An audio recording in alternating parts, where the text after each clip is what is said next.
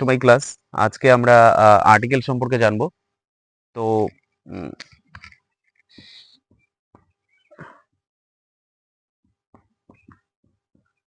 Article সাধারণত দুই প্রকার, একটা হচ্ছে ডেফিনিট আর্টিকেল আর একটা হচ্ছে ইনডেফিনিট আর্টিকেল। একটা হচ্ছে ডেফিনিট আর্টিকেল আর একটা হচ্ছে ইনডেফিনিট আর্টিকেল। ডেফিনিট আর্টিকেল একটাই আছে, সেটা হচ্ছে দা।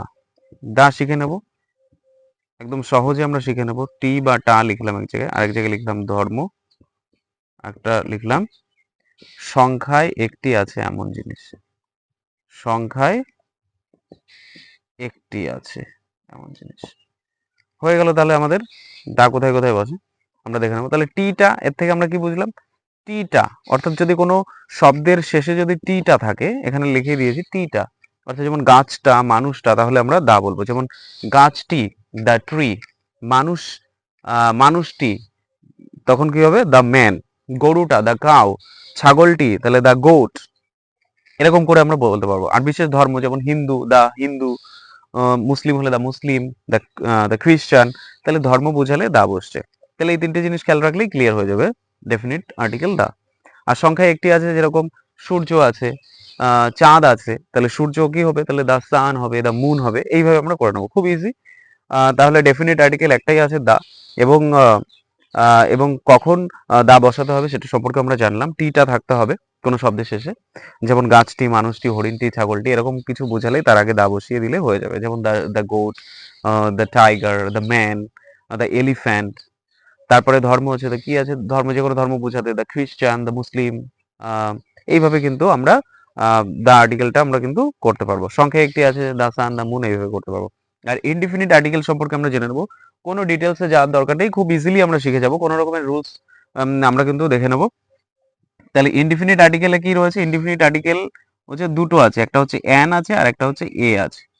তাহলে অ্যানটা কোথায় বসে আর এটা কোথায় বসে আমরা দেখে নেব, ঠিক আছে? তাহলে আমরা এখানে আমরা লিখে নিই, অ্যান হচ্ছে শুধুমাত্র স্বরবর্ণ বোঝালে, স্বরবর্ণের মতো সাউন্ড হলে, স্বরবর্ণের, আমরা শুধু এখানে স্বরবর্ণটা লিখি, স্বরবর্ণ। আর এটা হচ্ছে ব্যঞ্জন বর্ণ,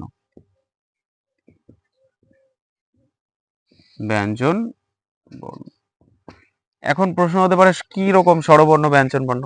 আসলে স্বরবর্ণ, ব্যঞ্জন বর্ণ মাধ্যমে আমরা যদি এটা শিখি বা মনে রাখার চেষ্টা করি, তাহলে আমরা কখনো ভুলবো না এবং ব্যতিক্রমও করতে হবে না। যেরকম দেখা যাক, এখানে যদি আমরা লিখি ড্যাশ আউল, লিখি OWL, আউল, তাহলে এখানে উচ্চারণটা স্বরে আর মতন আসছে, তাহলে স্বরবর্ণের মতন আসলে এখানে কি হবে? অ্যান হবে, অ্যান আউল, অর্থাৎ একটি প্যাঁচা।